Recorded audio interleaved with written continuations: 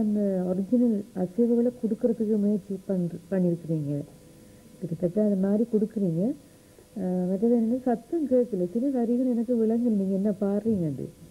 நீங்கள் பாடணுமென்ற ஒரு துடிப்போடு வந்திருக்கிறீங்க, ஆனால் ஒரு ஏதோ பயம் உண்டு, டென்ஷன் நினைக்கிறீங்கன்னு வடிவாக விளங்குது எனக்கு.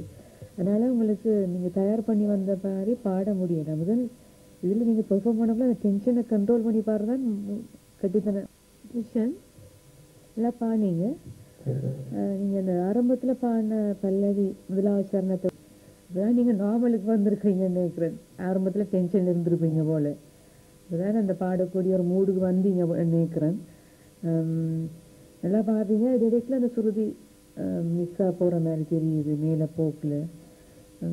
சில அசைவுகள் நீங்கள் கவனித்து பாட வேணும். ரெண்டாவது பல்லவியில் ரெண்டாவது ஸ்டைல் கொடுக்குற ஒரு ஸ்டைல் உண்டு, அது நீங்கள் விட்டுட்டீங்க 2 தரம். அதில் கவனித்து கொள்ளுங்க. இதுபடி நல்லா இருக்குது.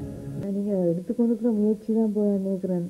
ஒரு கஷ்டமான பாடல், சித்ரா பாடின பாடல்களில் இது ஒரு முக்கியம் கஷ்டமான பாடல். கொடுக்குற சங்கதியெல்லாம் ஒரு கஷ்டமான சங்கதிகள்.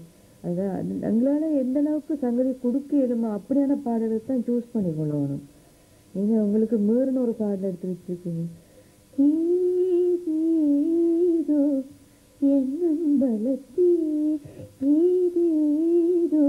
அப்போ அப்படியே அந்த பியூட்டிஃபுல் அந்த எண்டில் வார அவ்வளோ அழகான அசைவுகள் எல்லாம் கொடுக்குறேன். நீங்கள் ஒவ்வொரு இதுலேயும் பாருங்கள், சரியா? அப்படியே அந்த ஒரு அழுத்தமான அசைவுகள் இந்த எண்டில் நீங்கள் வடிவ கவனித்து பார்த்து அதில் கொடுக்க வேணும். அதான் எங்களுக்கு உங்களுக்கு மார்க்ஸ் போடக்கூடிய மாதிரி இருக்கும், சரியா? அதுவே உங்களோட பயிற்சி போதாது. இந்த பாடலை நீங்கள் எடுத்து பாடக்கூடிய அளவுக்கு பயிற்சி போதாது. உங்களால் பாட முடிஞ்ச அளவுக்கான பாடல்களை தான் நீங்கள் செலக்ட் பண்ணி கொடுக்கணும். நீங்கள் பிளெயினாக சில அசைவுகள் மேலே போக்கில் ஸ்மூத்தாக கொடுக்குறீங்க. அப்படியான பாடல்கள் இருக்குது, நிறைய பாடல்கள் ஸ்மூத்தாக பாடக்கூடிய நிறைய பாடல்கள் இருக்குது. இந்த பாட்டு பாடுறீங்க, அந்த வாய்ஸ் ஸ்டைல் நல்லா இருக்குது. பாடுற நேரத்தில் நல்லா என்ஜாய் பண்ணி பாடுறீங்க.